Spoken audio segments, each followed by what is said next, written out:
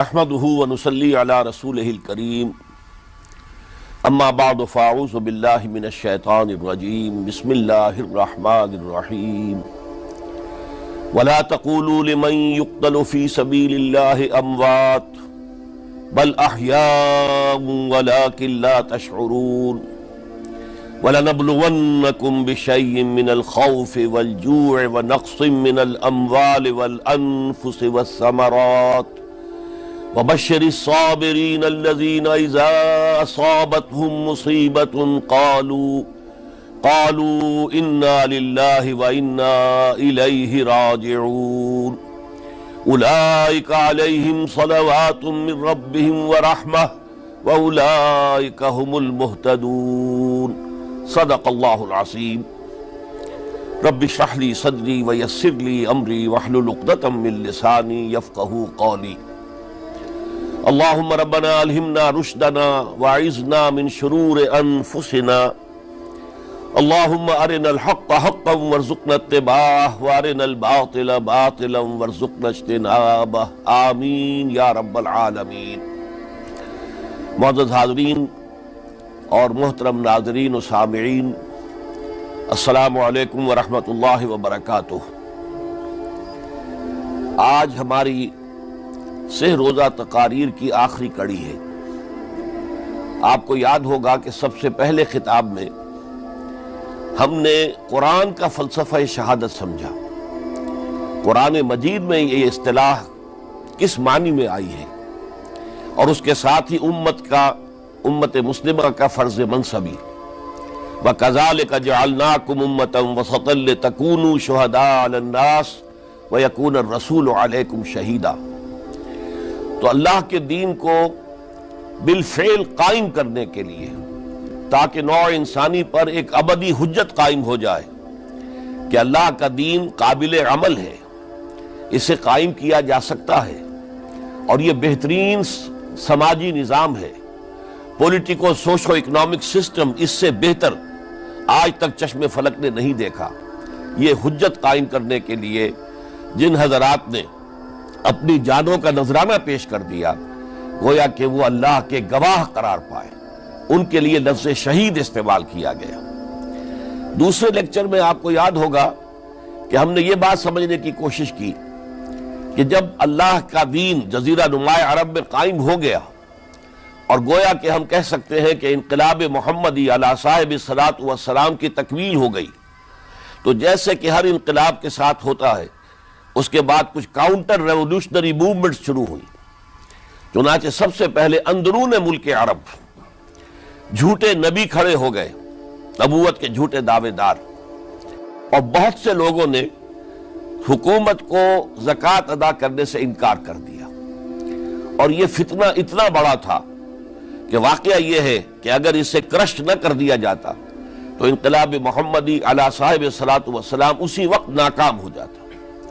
یہ حضرت ابو بکر صدیق رضی اللہ تعالیٰ عنہ کے فضائل کا سب سے درخشاں باب ہے کہ انہوں نے اپنے عزم اور ہمت اور استقلال اور اللہ پر اعتماد، اللہ پر توکل اور بھروسے کے ساتھ ان دونوں فتنوں کو آئرن ہینڈ کے ساتھ کرش کر دیا، اور سال سوا سال ہی میں ان دونوں کاؤنٹر ریولوشنری موومنٹس کو ختم کر کے اس کے بعد انہوں نے جلد ہی اس نظام کا گویا کہ انچارج حضرت عمر رضی اللہ تعالیٰ عنہ کو بنا دیا کہ جو خلیفہ ثانی ہے۔ پھر ہم نے دیکھا کہ حضرت عمر کے زمانے میں رضی اللہ تعالیٰ عنہ توسیع کا جو عمل ہے، توسیع انقلاب محمدی کا عمل بڑی تیز رفتاری کے ساتھ جاری ہوا، فتوحات کا سیلاب آیا، ایران پوری سلطنت تہس نہس ہو کر رہ گئی، اس کے پرچے اڑ گئے، سلطنت روما اپنے تمام شمالی افریقی مقبوضات سے محروم، مغربی ایشیا سے اسے بے دخل کر دیا گیا، صرف وہ یورپ کے اندر محدود ہو کر رہ گئی۔ اب ظاہر بات ہے کہ اس کے خلاف بھی تو پھر رد عمل ہونا تھا، کاؤنٹر ریولوشنری موومنٹس اٹھنی تھی۔ تو سب سے پہلے حضرت عمر رضی اللہ تعالیٰ عنہ کی خلافت اور اس کے چراغ کو بجھانے کے لیے ایران کی طرف سے رد عمل ظاہر ہوا۔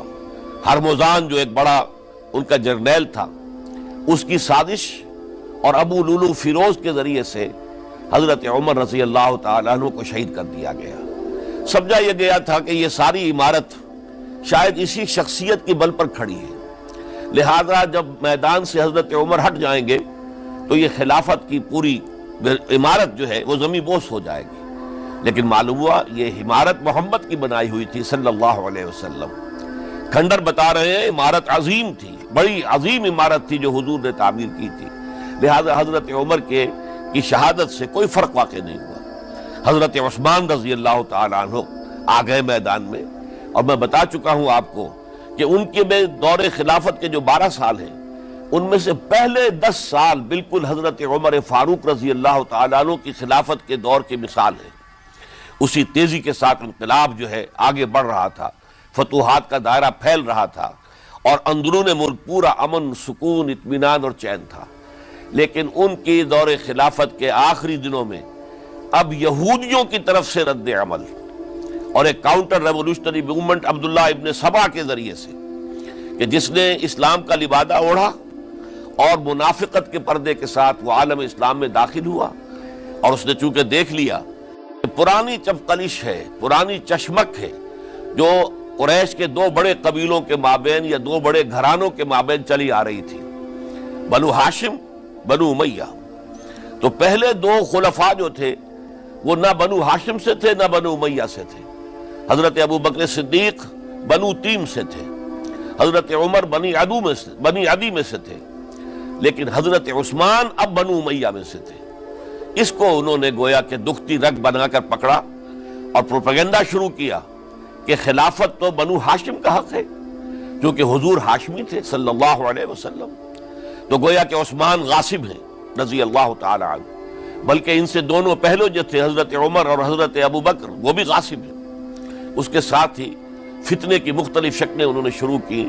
یہ الفتنۃ الکبریٰ کہلاتا ہے ہماری تاریخ میں، عظیم ترین فتنہ، جس کے نتیجے میں حضرت عثمان رضی اللہ تعالیٰ عنہ شہید ہو گئے۔ اور ان کی شہادت کے بعد اگرچہ خلافت حضرت علی رضی اللہ تعالیٰ عنہ کے ہاتھ میں آئی، لیکن یہ کہ باہمی خانہ جنگی کا وہ سلسلہ شروع ہوا جو حضرت علی کے دور خلافت جو 5 سالوں پر مشتمل ہے، اس کے دوران مسلسل خانہ جنگی رہی۔ ایک طرف شیعان علی تھے، دوسری طرف شیعان عثمان آ گئے، جو حضرت عثمان رضی اللہ تعالیٰ عنہ کے قتل کے قصاص کے مطالبے کو لے کر سامنے آئے۔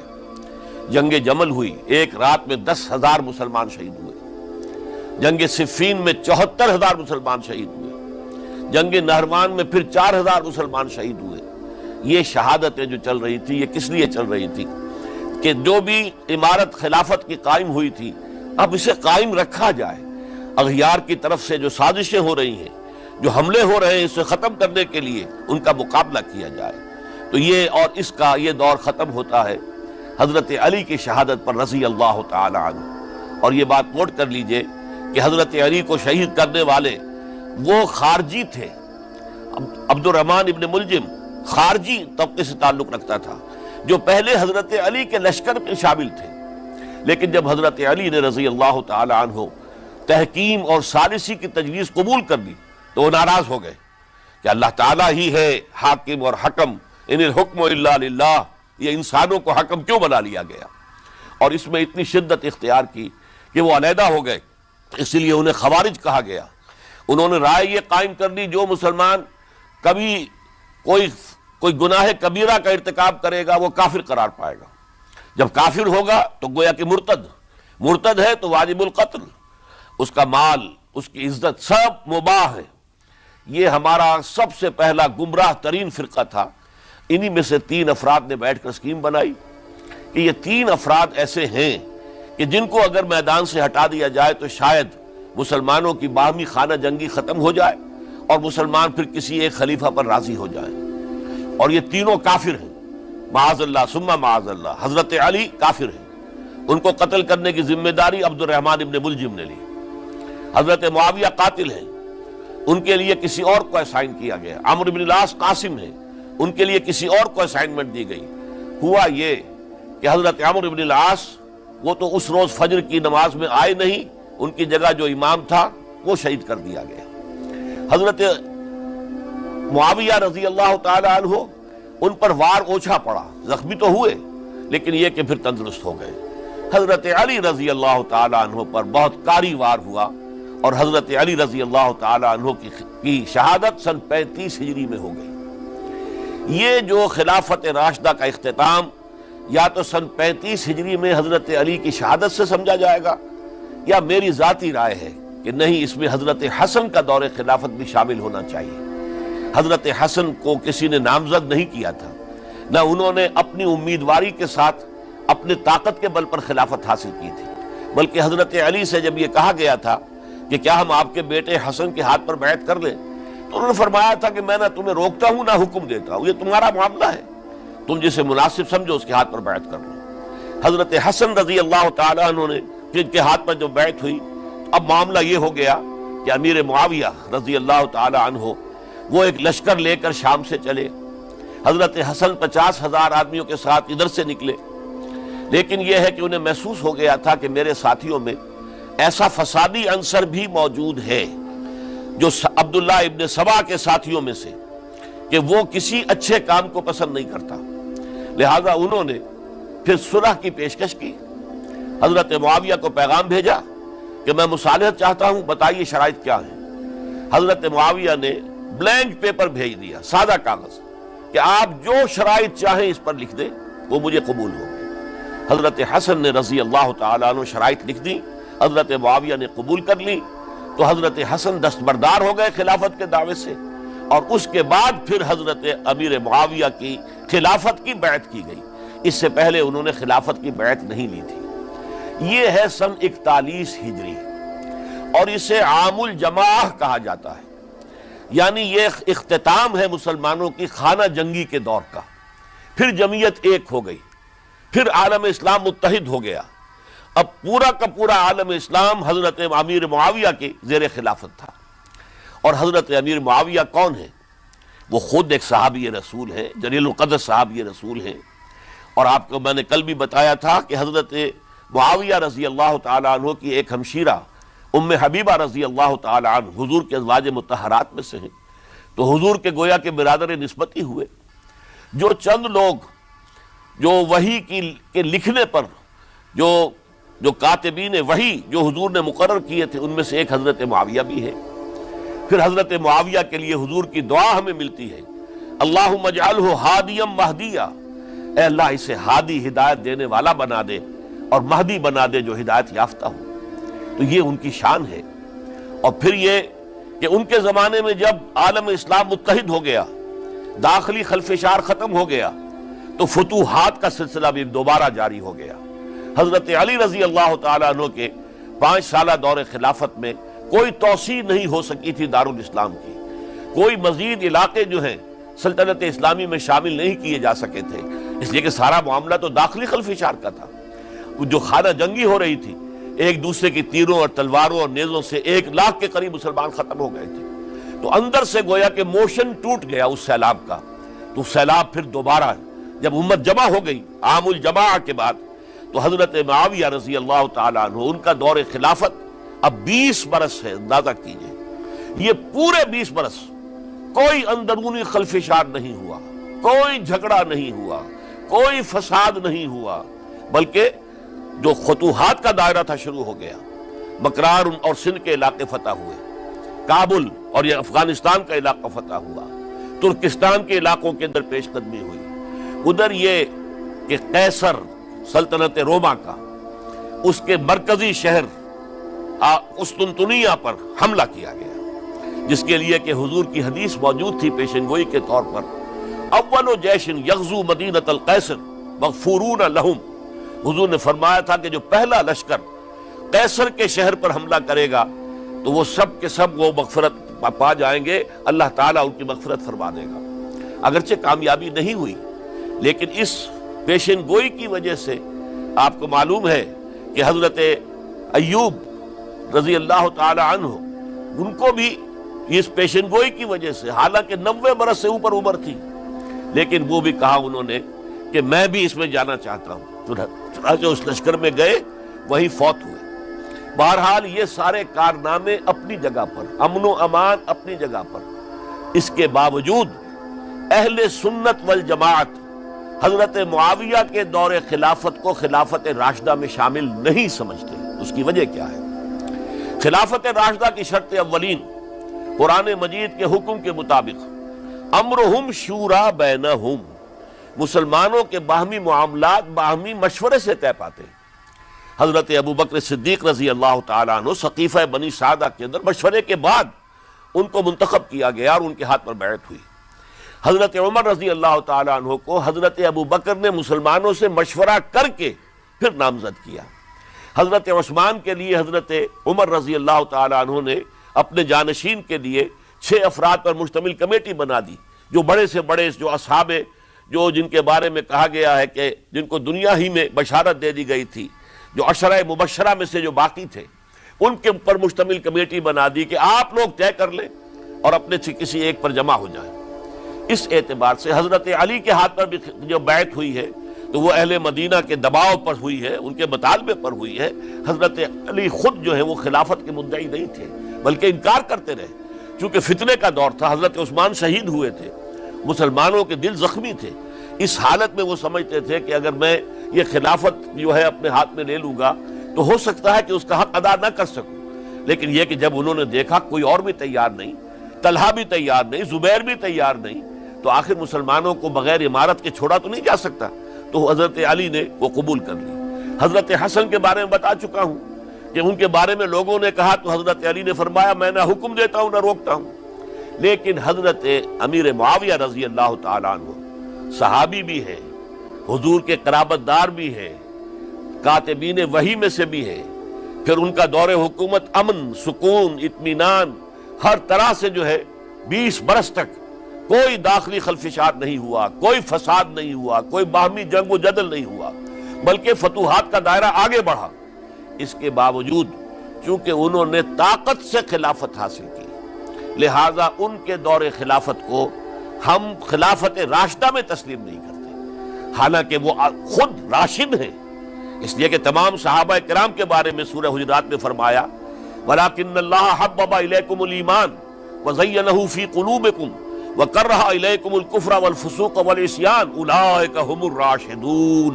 تمام صحابہ کرام کی شان یہ ہے کہ اللہ تعالیٰ نے ان کے دلوں میں ایمان کو کھبو دیا ہے، ایمان ان کے دلوں میں رچ گیا ہے، بس گیا ہے، جم گیا ہے، اور کفر سے، فسق سے انہیں تبھی نفرت ہو گئی ہے، اور یہ سب کے سب راشدون ہیں۔ تو تمام صحابہ راشدون ہیں۔ اس اعتبار سے خود حضرت امیر معاویہ بھی راشدون میں شامل ہے، لیکن خلفائے راشدین میں شامل نہیں ہے۔ خلفائے راشدین عام طور پر تو ہم کہتے ہیں حضرت ابوبکر، حضرت عمر، حضرت عثمان، حضرت علی۔ میں نے اپنی ذاتی رائے، حقیر سی رائے عرض کی ہے، اس میں حضرت حسن کا دور بھی شامل ہونا چاہیے 6 مہینے کا، تب وہ 30 برس پورے ہوتے ہیں، جو حدیث میں آیا ہے کہ خلافت جو ہے وہ 30 برس رہے گی، اس کے بعد ملوکیت شروع ہو جائے گی۔ تو ملوکیت کا پہلا قدم یہ تھا کہ حضرت معاویہ نے طاقت سے بزور خلافت حاصل کی، اس لیے ان کو خلیفہ راشد ہم نہیں کہتے۔ البتہ یہ ضرور ہے کہ ان کا دور بہت پرسکون دور تھا۔ البتہ جب 10 برس گزر گئے حضرت معاویہ کے دور حکومت کو، اب میں یہاں لفظ خلافت کی بجائے دور حکومت استعمال کر رہا ہوں، جو کہ خلافت راشدہ سے ذرا اس کا فرق واضح ہو جائے، تو اس وقت ایک اور صحابی، جلیل القدر صحابی مغیرہ ابن شعبہ رضی اللہ تعالیٰ عنہ، وہ حضرت معاویہ کے پاس آئے اور انہوں نے یہ کہا کہ دیکھیے اگر آپ نے اپنے بعد اپنا جانشین نامزد نہ کیا تو ہو سکتا ہے پھر فسادات پیدا ہو جائے، پھر مختلف لوگ خلافت کا دعویٰ لے کر کھڑے ہو جائیں، پھر خانہ جنگی ہو جائے۔ 5 برس کی خانہ جنگی میں 1 لاکھ سے زیادہ مسلمان شہید ہو چکے ہیں، قتل ہو چکے ہیں، ہلاک ہو چکے ہیں۔ اب دوبارہ وہی دور نہ آ جائے، لہذا آپ اپنا جانشین نامزد کر دیجئے۔ امیر معاویہ ریلیکٹنٹ تھے، لیکن انہوں نے دلائل دیے، دلائل مضبوط تھے۔ انہوں نے کہا کہ اب کبار صحابہ دنیا سے رخصت ہو چکے، وہ جماعت کہ جن کی تربیت اور تزکیہ، جن کی تعلیم حضور نے خود کی تھی اور ان کو اندر سے پاک کر دیا تھا، ان کی نیتیں بالکل پاک ہو چکی تھی، کوئی نفسانیت ان میں نہیں رہی تھی، وہ جماعت تو اکثر و بیشتر اب ختم ہو چکی، فوت پا چکے، وفات ہو چکی۔ لہذا اب جو ہے اکثر و بیشتر نو مسلم ہیں، جو بعد کے فتوحات کے ذریعے سے اسلام لائے ہیں، لہذا ان کے اندر نہ وہ پختگی ہے، نہ ان کے اندر وہ تقویٰ ہے، نہ تدین ہے، نہ اصول پرستی ہے۔ اسلام کی پوری تعلیمات جو ہیں وہ ان کے وجود کے اندر، ان کے شعور کے اندر گہری اتری ہوئی نہیں ہے، لہذا اب صورتحال وہ نہیں رہ سکے گی جو حضرت ابو بکر یا حضرت عمر یا حضرت عثمان یا حضرت علی کے زمانے میں تھی، لہذا آپ نامزد کیجئے۔ یہ بھی بتا دوں کہ مغیرہ ابن شعبہ کون تھے رضی اللہ تعالیٰ عنہ۔ نمبر ایک یہ کہ یہ اصحاب شجرہ میں شامل ہیں، جن 1400 یا 1800 افراد نے حضور سے بیعت کی تھی صلح حدیبیہ سے متصل قبل، اس درخت کے نیچے بیٹھ کر جس کے بارے میں سورہ فتح میں فرمایا گیا کہ لقد رضی اللہ عن المؤمنین اذ یبایعونک تحت الشجرہ، اللہ ان تمام اہل ایمان سے راضی ہو گیا جو ہے نبی صلی اللہ علیہ وسلم آپ کے دست مبارک پر بیعت کر رہے تھے اس درخت کے نیچے، ان میں سے موجود، ان میں یہ مغیرہ ابن شعبہ ہے۔ پھر مغیرہ ابن شعبہ وہ ہیں کہ حضرت علی اور امیر معاویہ ان کے درمیان جو خانہ جنگی ہوئی اس میں ہمیشہ حضرت علی کے ساتھ رہے، حضرت علی کے ہی وہ سپورٹر تھے، ان کے ساتھ تھے۔ اس پہلو سے اچھی طرح سمجھ لیجئے کہ یہ نہیں ہے کہ وہ در حقیقت کو پہلے سے وہ امیر معاویہ کے ساتھی تھے، نہیں، لیکن اب جو صورتحال وہ دیکھ رہے تھے، جہاں دیدہ انسان تھے، بہت بڑے سیاستدان تھے، جانتے تھے حالات کو، حالات کے نبض پر ان کا ہاتھ تھا، لہذا انہوں نے یہ مشورہ دیا اور پھر امیر معاویہ نے اس مشورے کو قبول کر لیا اور یزید کی ولی عہدی کا اعلان کر دیا۔ یہ بالکل مڈل ہے حضرت امیر معاویہ کے دور خلافت کا درمیان، یہ 10 سال جب ہو گئے تھے حضرت امیر معاویہ کی خلافت کو یا حکومت کو، تب یہ معاملہ پیش آیا اور یزید کے ہاتھ پر یہ بیعت ولی عہدی تمام جو بھی مختلف گورنرز تھے ان کے ذریعے سے کہہ دیا گیا اپنے اپنے علاقے کے لوگوں سے بیعت لے لو۔ یہ بیعت عام طور پر لوگوں نے کر لی، البتہ 5 شخصیتیں جو بہت نمایاں تھیں انہوں نے اس بیعت سے انکار کیا۔ ان میں کون تھے ذرا نوٹ کیجئے۔ حضرت ابو بکر فوت ہو چکے، ان کے بیٹے عبد الرحمن ابن ابی بکر۔ حضرت عمر فوت ہو چکے، ان کے بیٹے عبداللہ ابن عمر۔ حضرت زبیر فوت ہو چکے، ان کے بیٹے عبداللہ ابن زبیر۔ حضرت عباس فوت ہو چکے، ان کے بیٹے عبداللہ ابن عباس۔ حضرت علی شہید ہو چکے، ان کے بیٹے حسین ابن علی رضی اللہ تعالی عنہم اجمعین۔ یہ 5 جو امت کے بہت بڑے 5 افراد کے گویا کے وہ چشم و چراغ تھے ان گھرانوں کے، انہوں نے انکار کیا، اور ان میں خاص طور پر عبد الرحمن ابن ابی بکر نے یہ جملہ کہا کہ تم چاہتے ہو کہ قیصر و کسریٰ کی سنت پر عمل کرو کہ باپ کے بعد بیٹا حاکم بن جائے، یعنی ایک قدم تو خلافت کا نظام پہلے ہی نیچے اتر چکا۔ مشاورت سے تو حضرت امیر معاویہ کا بھی جو نسب ہوا ہے وہ مشاورت سے نہیں ہوا۔ ایک درجے میں وہ جو اللہ تعالیٰ کے رسول نے عمارت بنائی تھی شاندار، اس خلافت کا جو سیاسی نظام تھا اس میں ایک تو کڑی آ چکی زوال کی کہ ایک شخص نے طاقت کے ذریعے سے خلافت حاصل کر لی، اب اس کی اگلی کڑی لانا چاہتے ہو کہ قیصر و کسریٰ کے طریقے سے خاندان کے اندر، ایک قبیلے کے اندر یہ خلافت جو ہے یا حکومت جو ہے نسل بعد نسل، باپ کے بعد بیٹا اور بیٹے کے بعد پوتا، اس کو ہم کبھی گوارا نہیں کریں گے۔ حضرت امیر معاویہ بہت دانشمند انسان تھے، انہوں نے ان 5 حضرات پر کوئی تشدد نہیں کیا، کوئی جبر نہیں کیا، بلکہ رہنے دیا، ٹھیک ہے یہ بیعت نہیں کر رہے، ابھی تو بیعت ولی عہدی ہے، کوئی حرج نہیں، لہذا کوئی جھگڑا، کوئی اس وجہ سے کوئی فساد، اس بنا پر کوئی جنگ نہیں ہوئی۔ 10 سال گزر گئے، یعنی 10 سال تک یزید ولی عہد رہا ہے، 10 سال تک، اور اس سوائے ان 5 بڑی شخصیتوں کے جو پوری امت تھی، عوام الناس تھے، ان سب نے اسے قبول کیا۔ یہ صورتحال اب جب پیدا ہوئی جب حضرت امیر معاویہ کا انتقال ہو گیا، یہ سن 60 ہجری ہے، اب سوال پیدا ہوا کہ وہ ولی عہدی کی بیعت اب بیعت خلافت میں منتقل ہو جائے گی، لہذا پھر یہ ہوا کہ سب لوگوں سے، سب گورنروں کو لکھ دیا گیا تمام صوبوں کے اندر کہ اپنے اپنے لوگوں سے بیعت لے لو۔ ظاہر بات ہے کہ وہاں کوئی ریفرنڈم نہیں ہوتا تھا، کوئی ووٹ نہیں ہوتے تھے کہ اس کی پرچیاں ڈالی جا رہی ہوں، ایک شخص سے رائے لینا نہیں ہوتی تھی، بلکہ اس وقت کی جمہوریت یہ تھی اور شورائیت یہ تھی کہ ڈیفرنٹ کلینز ہیں، ڈیفرنٹ فیملیز ہیں، ڈیفرنٹ ٹرائبز ہیں، ان کے سردار، ان کے بڑے لوگ، ان کے اہم لوگ بیعت کر لیں تو گویا کہ سب کی بیعت ہو گئی۔ وہ ایک قبائلی نظام تھا اور اس میں یہ نہیں تھا نظام کے ووٹ بنے ہوئے ہوں اور اس کی پرچیاں ڈالی جا رہی ہوں، تو تمام عالم اسلام نے گویا کہ بیعت قبول کر لی اب یزید کی بحیثیت خلیفہ۔ اب وہ جو 5 آدمی تھے ان میں سے ایک فوت ہو چکے تھے، حضرت عبد الرحمن ابن ابی بکر رضی اللہ تعالی عنہما، دونوں فوت ہو گئے، لیکن باقی 4 رہ گئے۔ ان چاروں کو نوٹ کیجئے، اور یہ بڑا سینسٹیو ایشو ہے جس پر میں اب گفتگو کر رہا ہوں۔ ان چاروں میں کون ہیں؟ عبداللہ ابن عباس، عمر میں سب سے بڑے وہ ہیں، اور ان کی شان یہ ہے کہ انہیں حبر الامہ کہا گیا ہے، امت کے سب سے بڑے عالم، اور قرآن مجید کے وہ سب سے پہلے مفسر ہیں۔ اصل جو جتنی بھی تفسیری روایات ہمیں ملتی ہیں حضرت عبداللہ ابن عباس کے شاگردوں سے، تابعین سے، لہذا ان کا بہت اونچا مقام ہے۔ حضرت عبداللہ ابن عمر، ان کا مقام بھی آپ کو معلوم ہے، حدیثوں کی کتنی بڑی تعداد ہے جو عبداللہ ابن عمر سے مروی ہے، اور اس کو سلسلۃ الذہب کی پہلی کڑی کہا جاتا ہے۔ روایت حدیث میں جو سنہری زنجیر ہے اس کا آغاز حضرت عبداللہ ابن عمر ہے۔ ایک طرف یہ دونوں ہو گئے، ان دونوں کی رائے کیا ہوئی؟ اگرچہ کام غلط ہوا ہے، یہ اس طریقے سے قیصر و کسریٰ کی روایت پر عمل کرنا غلط ہے، لیکن یہ اتنی بڑی غلطی نہیں ہے کہ اس کی وجہ سے باہمی جنگ و جدال ہو، خونریزی ہو، ایک دوسرے کی گردنیں کاٹی جائیں اور فتنہ و فساد پیدا کر دیا جائے۔ لہذا انہوں نے یزید کی بیعت کر لی۔ 2 حضرات رہ گئے، یہ نسبتاً نوجوان ہیں، ان دونوں کی پیدائش ہجرت کے بعد ہوئی ہے۔ ہجرت کے بعد پہلا بچہ جو مہاجرین میں پیدا ہوا ہے وہ عبداللہ ابن زبیر ہے، بلکہ کچھ عرصے تک مہاجرین میں جب کوئی پیدائش نہیں ہوئی تو وہ مکے مدینہ کے منافقین نے کہنا شروع کر دیا تھا کہ یہ یہاں کے کمزور ہو گئے، نامرد ہو گئے، ان کی اولاد اب چلے گی نہیں۔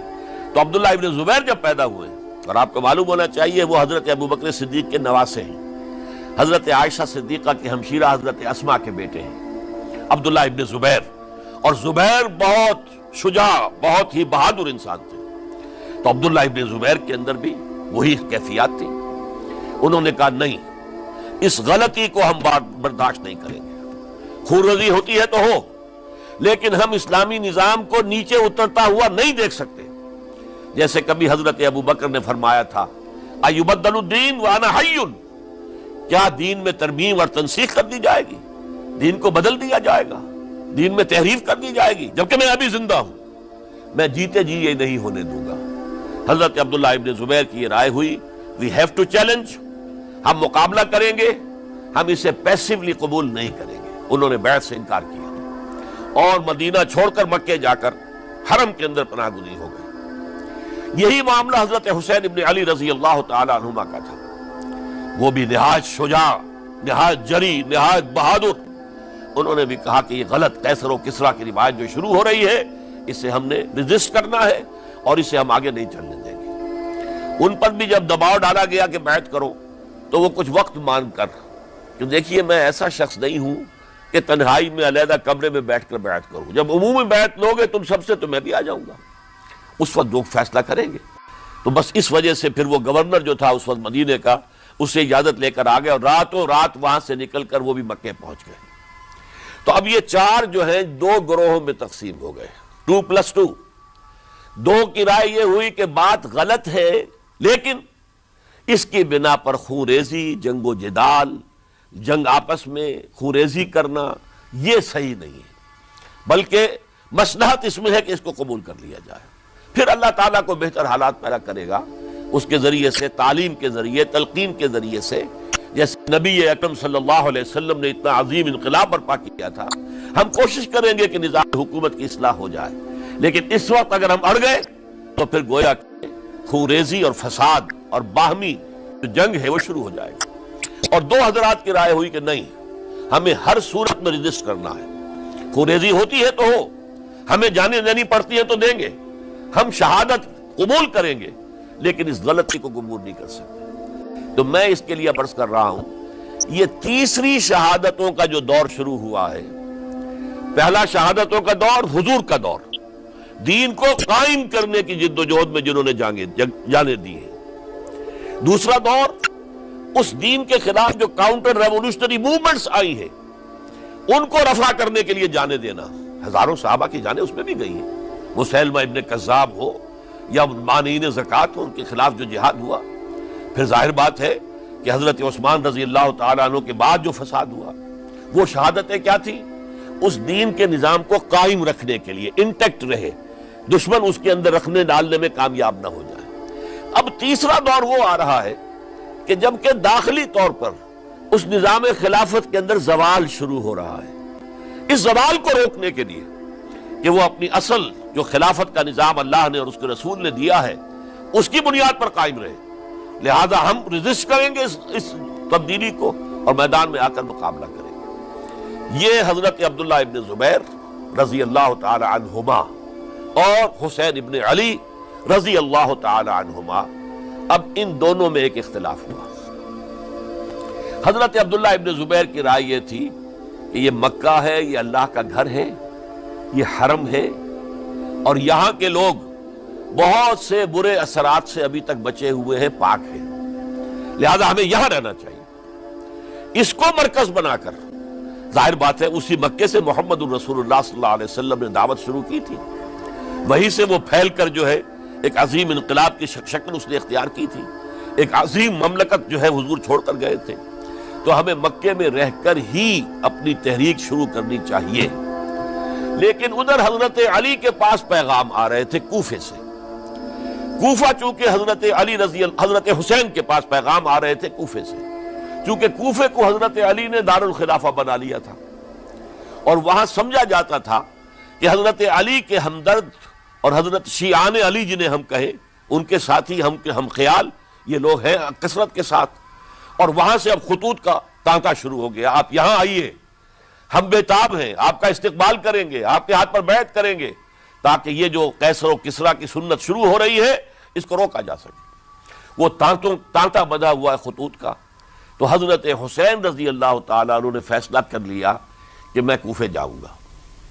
حضرت زبیر روکتے رہ گئے کہ نہیں، کوفیوں پر اعتماد نہ کیجیے، یہ زبانی کلامی ساتھ دیتے ہیں، جب ڈنڈا چلتا ہے تو پھر یہ ہٹ جاتے ہیں میدان سے، ان پر اعتماد نہ کریں آپ، لہٰذا یہی مکے میں رہیے اور ہم دونوں مل کر ایک بڑی طاقت بن جائیں گے. اور یہ مکہ جو ہے ہمارے لیے حصار ہے، یہ ہمارے لیے پناہ گاہ ہے، یہاں سے اس دعوت کا آغاز کیا جائے. اب یہ افسوس ہے اسے اللہ کی مشیت سمجھا جائے، اللہ کی مرضی ہے، جو کچھ ہوتا ہے وہ تو باذن رب ہوتا ہے. اللہ اپنی مصلحتوں سے ہم سے زیادہ واقف ہے، ہم تو نہیں سمجھ سکتے. حضرت حسین نے فیصلہ کیا اور ڈٹ گئے اس فیصلے پر کہ میں کوفے جاؤں گا. اب یہ بھی بات قرآن مجید میں آیا ہے، حضور سے خطاب کر کے فرمایا گیا فَإِذَا عَزَمْتَ فَتَوَكَّلْ عَلَى اللَّهِ، جب ایک مرتبہ آپ ایک ارادہ کر لیں تو پھر اللہ پر توکل کیجئے. پھر یہ نہیں کہ کبھی آگے کبھی پیچھے جاؤں یا نہ جاؤں، یہ نہیں، یہ تردد یہ نہیں، بلکہ یہ کہ ایک فیصلہ کر کے ڈٹ جائیے، اس لیے کہ جو بھی نتیجہ ہے وہ تو اللہ کے ہاتھ میں ہے، لہذا اللہ پر توکل کیجئے. فَإِذَا عَزَمْتَ فَتَوَكَّلْ عَلَى اللَّهِ. لہذا سب نے سمجھایا حضرت حسین کو کہ آپ کوفے نہ جائیں. سمجھانے والوں میں حضرت عمر بھی تھے رضی اللہ، حضرت عبداللہ ابن عمر بھی تھے رضی اللہ تعالی عنہ. اگرچہ کوئی قرابت داری جو ہے قریبی نہیں تھی، لیکن بہرحال امت کی ایک شخصیت، عظیم شخصیت تھے. سمجھانے میں سب سے زیادہ زور صرف کیا ہے حضرت عبداللہ ابن عباس نے رضی اللہ تعالی عنہما. اور حضرت عبداللہ ابن عباس کون ہیں؟ ایک رشتے سے حضرت حسین کے چچا ہیں، ایک رشتے سے حضرت حسین کے نانا ہیں. کیوں؟ حضرت علی اور حضرت عبداللہ ابن عباس چچا زاد بھائی ہیں. عباس کے بیٹے، ابو طالب کے بیٹے، عباس اور ابو طالب بھائی ہیں. تو یہ فرسٹ کزن تھے حضرت علی اور عبداللہ ابن عباس رضی اللہ تعالی عنہ. لہذا انہوں نے جب کہا تو گویا کہ ایک چچا، ایک بزرگ سمجھا رہا ہے. اور دوسرے رشتے سے حضور نانا تھے حضرت حسین کے، اور حضور بھی کزن تھے حضرت عبداللہ ابن عباس کے، چچا زاد بھائی ہیں. اس حوالے سے سمجھ لیجئے کہ حضور کے کزن نانا کے درجے میں آ گئے. تو یہ دو رشتے تھے حضرت عبداللہ ابن عباس کے، اور انہوں نے بڑی الہا و زاری کے ساتھ، بڑی اپنے مقام سے نیچے اتر کر خوشامد کی ہے. حسین خدا کے لیے باز آ جاؤ، حسین خدا کے لیے باز آ جاؤ، حسین اگر جانا ہی ہے تو اپنے بال بچوں کو لے کر نہ جاؤ. جس طریقے سے تمہارے باپ حضرت علی رضی اللہ تعالیٰ عنہ کو کوفہ کے اندر ذبح کر دیا گیا، کہیں ایسا نہ ہو کہ تمہیں بھی تمہارے بال بچوں کے سامنے ذبح کر دیا جائے، باز آ جاؤ۔ لیکن حضرت حسین اب اللہ کی طرف سے ان کے دل میں ایک ارادہ پختہ ہو چکا تھا، اور انہوں نے حضرت مسلم بن عقیل کو بھیجا تھا کہ جاؤ میری طرف سے کوفے والوں سے بیعت لے اور پھر مجھے اطلاع دو۔ وہ گئے، وہاں 12,000 افراد نے بیعت کر لی۔ اب ان کا خط آ گیا کہ یہاں تو فضا بالکل ہموار ہے، اتنے لوگوں نے بیعت کی ہے، باقی بھی جیسے ہی آپ سامنے آ جائیں گے سب بیعت کر لیں گے، لہذا یہاں پر وہ ریزسٹنس کے لیے گویا کہ ہمارے پاس طاقت اس کوفے کے اندر بہت مضبوط طاقت ہوگی کہ ہم یزید کی حکومت کے خلاف ریزسٹ کر سکیں۔ اس کے بعد ہوا کیا؟ یزید نے عبید اللہ ابن زیاد کو گورنر بنا کر بھیج دیا۔ یہ شخص تھا بہت ڈنڈا چلانے والا، اس نے سختیاں شروع کی تو بہت سے لوگ اس بیعت سے تائب ہو گئے، لیکن مسلم بن عقیل وہ میدان میں آئے اور ان کے ساتھ ہزاروں آدمی آ گئے جنہوں نے بیعت کی تھی، ابھی تک بیعت پر قائم تھے، اور انہوں نے گورنر کے گھر کا گھیراؤ کر لیا۔ گورنر کے ساتھ 30-40 آدمی تھے کل، وہ چھتوں پر چڑھ گئے، وہاں سے پتھراؤ کیا، اور وہاں سے جو 30-40 آدمی کوفے کے تھے ان سے کہا تم اپنے اپنے لوگوں کو کہو کہ چلے جائیں واپس یہاں سے۔ انہوں نے اوپر سے کہنا شروع کیا، ڈرایا، بہت خوفناک نتیجہ نکلے گا، اب عبید اللہ ابن زیاد تم سب کو ہلاک کر دے گا۔ ایک ایک کر کے بھیڑ چھٹتی چلی گئی اور صرف چند افراد رہ گئے، اور اس کے نتیجے میں حضرت مسلم بن عقیل شہید کر دیے گئے، بلکہ ایک شخص حامی نے انہیں پناہ دی تھی کوفے میں، ان کو بھی قتل کر دیا گیا، شہید کر دیا گیا۔ اس پر یہ ہے کہ انہوں نے ایک شخص کے ذریعے سے پیغام دیا قتل کیے جانے سے پہلے کہ دیکھو میرا تو وقت آگے آیا، میں تو اب قتل ہو جاؤں گا، شہید کر دیا جاؤں گا، تو میرا پیغام حسین تک پہنچا دو رضی اللہ تعالیٰ عنہ کہ یہاں یہ بغاوت ہو گئی۔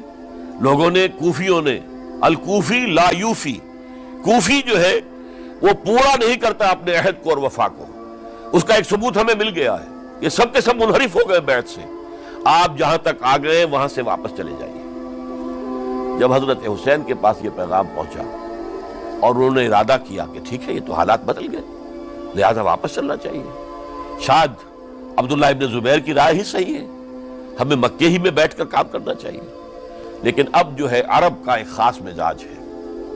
حضرت مسلم بن عقیل کے بیٹے آڑے آ گئے، اب ہم اپنے باپ کے خون کا قصاص لیے بغیر نہیں جائیں گے، اور حضرت حسین رضی اللہ تعالیٰ عنہ بامروت انسان، شریف النفس انسان، کیسے ممکن تھا غیرت مند غیور انسان وہ کیسے ان کی بات کو رد کر دیتا؟ لہذا اچھا چلو چلتے ہیں کوفے کی طرف۔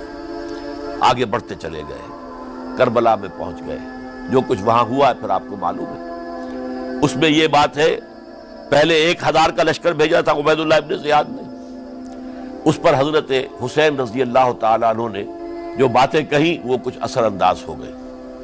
ان کا افسر جو تھا حر بن یزید تمیمی، وہ بعد میں حضرت حسین کا حامی ہو گیا، اور حضرت حسین کے ساتھ ہی اس کو بھی شہادت نصیب ہوئی۔ پھر دوسرے کو بھیجا عمرو بن سعد۔ عمرو بن سعد بھی ایک بڑی عظیم شخصیت کا بیٹا تھا، حضرت سعد ابن ابی وقاص جو فاتح ایران تھے، اور جن کو غزوہ احد کے موقع پر حضور نے فرمایا تھا کہ اے سعد تیر چلاؤ، میرے ماں باپ تم پر قربان ہوں، جبکہ احد میں گھیراؤ کر لیا تھا حضور کا اور کفار قتل کرنے کے لیے ہجوم کر رہے تھے، اور کچھ حضرات تیر چلا چلا کے انہیں پھینک رہے تھے، دور جو ہے ہٹا رہے تھے، ان میں سے حضرت سعد ابن ابی وقاص بھی تھے۔ پھر وہ فاتح ایران تھے، اسی لیے گورنر بن گئے تھے ایران کے۔ سعد جو ہے ان کا بیٹے، یہ عمرو جو ہے یہ اب ایک بڑے صوبے کا گورنر بھی تھا، اس وقت 4000 آدمی دے کر بھیجا، وہ بھی نرمی کرتا رہا، اس نے کوئی تشدد نہیں کیا، اس کے اندر بہرحال اپنے عظیم باپ کے خون کا کچھ اثر تھا۔ لیکن یہ کہ پھر ابن زیاد کو اطلاع مل گئی کہ عمرو ابن سعد جو ہے وہ تو لے تو لال کر رہا ہے، حملہ نہیں کر رہا، قتل نہیں کر رہا، بلکہ یہ کہ وہ تو اس راستہ بھی دینے کے لیے تیار ہے کہ نہ مدینے کی طرف جائیے اور نہ آپ مکے کی طرف جائیے، نہ کوفے کی طرف جائیے، بلکہ آپ چاہے تو دمشق چلے جائیں، یزید سے اپنا معاملہ کر لیں۔ اس پر ابن زیاد نے پھر وہاں سے خط لکھا ہے، میں نے تمہیں اس کام کے لیے بھیجا تھا، میں نے تمہیں حکم دیا تھا حسین سے میری بیعت لو، یعنی میری بیعت کے ذریعے یزید کی بیعت لو اور اسے پکڑ کر لا کر میرے سامنے پیش کرو۔ لہذا پھر اس نے ایک بہت خونخوار شخص کو زیادہ فوج دے کر بھیجا ہے، اور وہ جو ہے اس نے آ کر جو ہے شمر نے پھر اس نے فیصلہ کن معاملہ کیا۔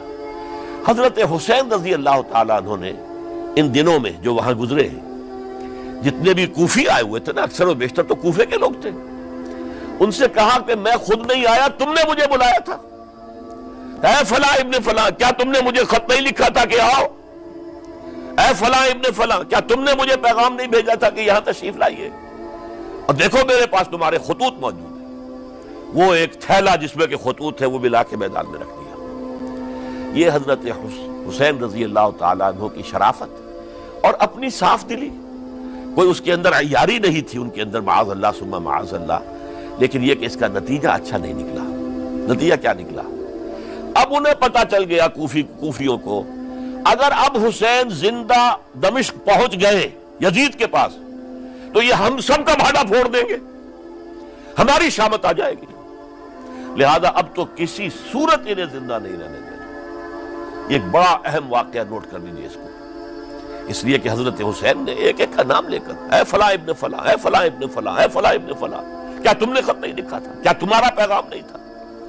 اب انہوں نے دیکھا کہ یہ بہانہ اگر یزید کے ہاں جا کر پھوڑ دیا گیا تو پھر ہماری خیر نہیں ہوگی۔ یہی وجہ ہے حضرت حسین کو شہید کرنے کے بعد، یہ نوٹ کر لیجئے، 72 آدمی تھے کل، جس کو کہہ لیں لشکر حضرت حسین کا رضی اللہ تعالیٰ عنہ۔ ان میں سے 20 خاندان بنی ہاشم کے چشم و چراغ تھے۔ وہ بڑی بہادری سے لڑے ہیں، بڑی بہادری سے لڑے، ایک ایک نے لڑ کر جان دی ہے، بہت سو کو مارا ہے۔ یقاتلون فی سبیل اللہ فیقتلون ویقتلون، قتل کر بھی رہے تھے، قتل ہو بھی رہے تھے، ایک ایک کر کے قتل ہو رہے تھے، شہید ہو رہے تھے۔ 20 جو ہے خاندان بنی ہاشم میں سے شہید ہوئے ہیں۔ حضرت حسین رضی اللہ تعالیٰ عنہ کا ایک بہت ہی انفنٹ چھوٹا بچہ وہ بھی شہید ہوا ہے۔ باقی سب مرد، تمام مرد، سوائے ایک حضرت حسین کے بیٹے حضرت علی بن حسین زین العابدین کہلائے بعد میں، وہ بیمار تھے، وہ جنگ میں حصہ نہیں لے سکتے تھے، وہ بچ گئے صرف۔ اچھا حضرت حسین شہید ہو گئے، یہ ہے 10 محرم الحرام سن 61 ہجری۔ کیا مطلب ہے؟ حضور کے انتقال کے ٹھیک 50 برس بعد، سن 11 ہجری میں حضور کا انتقال، اور سن 61 ہجری میں حضور کے نواسے اور جن کے بارے میں حضور نے فرمایا سیدہ شباب اہل الجنہ، حضرت حسین شہید کر دیے گئے۔ اور اس کے بعد اس لشکر نے خیموں کو آگ لگا دی۔ یہاں نکتہ سمجھ لیجئے، آگ کیوں لگائی؟ انہیں معلوم تھا ہمارے خلاف ڈاکومنٹری پروف موجود ہے وہاں پر، وہ ہمارے خطوط کے تھیلے وہاں موجود ہیں، اگر وہ باقی رہ گئے تو ہماری شامت آ جائے گی، ہمیں کون بچائے گا؟ ورنہ ظاہر بات ہے کہ اگر تو وہ دشمنی کے انداز میں بات ہوتی تو خواتین کی بھی بے حرمتی کی گئی ہوتی، لیکن نہیں، کسی نے، ظاہر بات ہے کہ خانوادہ نبوت کی کسی خاتون کی بے حرمتی نہیں کی، قطعاً نہیں کی، قطعاً نہیں کی، قطعاً نہیں کی، لیکن خیمے جلانا ان کی ضرورت تھی تاکہ وہ ریکارڈ جو ہے ان کا وہ تلف ہو جائے، سارے خطوط جو ہیں وہ جل جائیں تاکہ ان کے خلاف ثبوت باقی نہ رہے۔ یہ عظیم سانحہ کربلا ہے۔ اب چونکہ یہ ہماری تاریخ کے ان واقعات میں سے ہے جس پر بہت کچھ اختلافات ہیں، مختلف گروہوں کی تعبیرات بہت مختلف ہیں۔ ایک طرف اہل تشیع کا اپنا بیان ہے، دوسری طرف اہل سنت کا ایک اجماعی بیان ہے، تیسری طرف کچھ ایسے لوگ پیدا ہو گئے ہیں جو حضرت حسین رضی اللہ تعالیٰ عنہ پر الزام لگا رہے ہیں، اہل سنت میں سے، کہ وہ تو حکومت کے طالب تھے، اقتدار کے خواہش مند تھے، واجب القتل تھے، معاذ اللہ ثم معاذ اللہ ثم معاذ اللہ۔ حضرت حسین اگرچہ صغار صحابہ میں سے تھے، یعنی حضور کی حیات طیبہ میں ابھی چھوٹے بچے تھے، لیکن ان کا شمار صحابہ میں ہے۔ اور پھر یہ وہ شخص ہے جو حضور کی گود میں کھیلا ہے، یہ وہ ہے جو حضور کے شانوں کے اوپر جس نے سواری کی ہے۔ علامہ اقبال نے جیسے حضرت اسماعیل کے لیے کہا ہے کہ وہ فیضان نظر تھا یا کہ مکتب کی کرامت تھی؟ سکھائے کس نے اسماعیل کو آداب فرزندی؟ ظاہر بات ہے حضرت اسماعیل کسی اسکول اور مدرسے دارالعلوم میں پڑھے نہیں تھے کہ وہاں پتہ چلتا کہ والد کا حق کیا ہے۔ یہ فیضان نصر تھا، ابراہیم کی نگاہ کا یہ فیضان تھا کہ بیٹے کے اندر وہ جذبہ پیدا ہوا کہ یا ابت افعل ما تؤمر، ابا جان جو خواب آپ دیکھ رہے ہیں اور جو حکم آپ کو اس خواب کے ذریعے مل رہا آپ کر گزریے، ستجدنی انشاءاللہ من الصابرین۔ تو اسماعیل کا معاملہ اگر یہ تھا فیضان نظر سے، تو حضرت اسماعیل تو حضرت ابراہیم کے پاس زیادہ رہے بھی نہیں، وہ تو مکے میں رہے۔ حضرت عثمان جو حضرت ابراہیم تو شام میں رہتے تھے، کبھی کبھی آ جاتے تھے، بس اس سے زیادہ معاملہ نہیں تھا۔ وہ فیضان نظر حضرت اسماعیل کو تھا، تو حضور صلی اللہ علیہ وسلم کا فیضان نظر کتنا ہوگا اس کا آپ اندازہ کیجئے۔ یہ کوئی جنگ اقتدار نہیں تھی، معاذ اللہ ثم معاذ اللہ ثم معاذ اللہ، بلکہ انہوں نے اپنا ایک فرض منصب ہی سمجھا ہے کہ میرے نانا کا لایا ہوا نظام اور اس کے اصول اب ٹوٹ رہے ہیں۔ جیسے حضرت ابوبکر کا قول میں نے آج بھی آپ کو سنایا، ایبدل الدین وانا حی، کیا دین میں ترمیم اور تنسیخ کی جائے گی؟ دین کی باتوں کو بدل دیا جائے گا جبکہ میں ابھی زندہ ہوں؟ اسی طریقے سے گویا کہ زبان حال سے حضرت حسین اور عبداللہ ابن زبیر رضی اللہ تعالی عنہم ان دونوں نے یہ فیصلہ کیا کہ ہم روکیں گے اس کو۔ آپ اختلاف کر سکتے ہیں کہ حضرت حسین کی رائے صحیح تھی یا حضرت عبداللہ ابن عباس کی رائے صحیح تھی، یہ کہہ سکتے ہیں آپ، لیکن کسی کی نیت پر حملہ نہیں کر سکتے۔ اسی طریقے سے بعض لوگ جو ہے حضرت عبداللہ ابن عباس، عبداللہ ابن عمر، ان کی نیتوں پر حملہ کرتے ہیں۔ ان کو تو یزید نے دولت سے خرید لیا تھا، معاذ اللہ ثم معاذ اللہ ثم معاذ اللہ۔ یہ دونوں جلیل القدر صحابہ ہیں، یہ تو صغار صحابہ میں سے نہیں ہیں، یہ جوان تھے پورے حضور کے زمانے میں، جنگوں میں حصہ لیا ہے۔ حضرت عبداللہ ابن عمر نے، عبداللہ ابن عباس نے رضی اللہ تعالیٰ عنہما، انہیں کوئی رقم نہیں خرید سکتی تھی، کوئی دولت نہیں خرید سکتی تھی۔ جو رائے انہوں نے قائم کی دیانتاً قائم کی۔ اور ہمارے ہاں اصول یہ ہے کہ جب کوئی نئی صورتحال پیدا ہو جائے اور اجتہاد کی ضرورت پیش آ جائے اور پوری کوشش کر کے مجتہد اجتہاد کر رہا ہے، تو اگر اسے غلطی بھی ہو جائے، مجتہد مخطی خطا کار، اس کو بھی اکیرا ثواب ملتا ہے، اور مجتہد مصیب وہ مجتہد کے جس کی رائے صحیح، جس کا فیصلہ صحیح، اسے دوہرا ثواب ملتا ہے۔ تو ان کے مابین ایک اختلاف رائے کا ہوا، اجتہاد کا ہوا۔ آیا یہ غلطی اتنی بڑی ہے کہ امت میں تفرقہ پیدا کیا جائے، امن و امان کو برباد کیا جائے، خوریزی کا بازار گرم کیا جائے، یا نہیں؟ دو کی رائے یہ ہوئی، ان کی مخلصانہ رائے تھی، ان کی دیانت دارانہ رائے تھی، ہم ان کی نیت پر حملہ نہیں کر سکتے، آپ اختلاف کرنا چاہیں تو کیجئے۔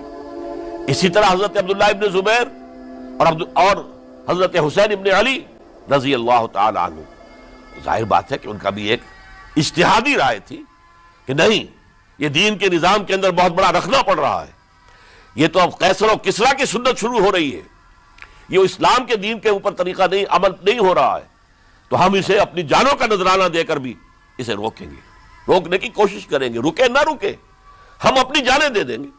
یہ بھی دیانت دارانہ رائے تھی، مخلصانہ رائے تھی، ان کی نیت پر کوئی حملہ کم سے کم اہل سنت والجماعت میں سے کسی شخص کو حق نہیں ہے۔ اس لیے کہ اہل سنت والجماعت کا کہنا یہ ہے، الصحابۃ کلہم عدول، صحابہ جتنے بھی ہیں وہ سب کے سب عدول ہیں، ان میں بدنیتی نہیں آ سکتی، خطا ہو سکتی ہے۔ اہل سنت کے نزدیک معصومیت خاصہ نبوت ہے، نبوت ختم ہو گئی محمد الرسول اللہ صلی اللہ علیہ وسلم پر، آپ کے بعد معصوم کوئی نہیں، ابو بکر بھی معصوم نہیں، عمر بھی معصوم نہیں، عثمان بھی معصوم نہیں، علی بھی معصوم نہیں رضی اللہ تعالیٰ عنہ اجمعین۔ تو معصوم کون ہوگا؟ عبداللہ ابن عباس بھی معصوم نہیں، عبداللہ ابن زبیر بھی جو ہے معصوم نہیں، حسین ابن علی بھی معصوم نہیں، اسی طریقے سے عبداللہ ابن عمر، عبداللہ ابن زبیر، کوئی معصوم نہیں۔ انہوں نے اپنی رائے قائم کی ہے، اس پر عمل کیا ہے دیانت دارانہ سنسیریٹی کے ساتھ، اور ان کے لیے اللہ تعالیٰ کے ہاں ہر طرح کا اجر و ثواب ہے، سب کے لیے۔ حضرت عبداللہ ابن زبیر کی رائے اس اعتبار سے بہتر ثابت ہوئی، انہوں نے مکے میں پھر حکومت قائم کی، 9 برس تک ان کی حکومت قائم رہی، بنو امیہ ختم نہیں کر سکے اسے. سن 73 میں جا کر ان کی شہادت ہوئی ہے. اور ایک مرحلہ تو وہ بھی آیا تھا کہ شام اور مصر کی دونوں صوبے جو ہیں وہ بھی ان کے تحت آ گئے تھے. تو واقعہ یہ ہے کہ اگرچہ حضور نے ہمیں منع کیا ہے کہ کبھی یہ نہ کہا کرو کہ ایسا ہوتا تو ایسا ہو جاتا، نہیں، جو ہوا اللہ کی مرضی سے ہوا، اللہ کے اذن سے ہوا.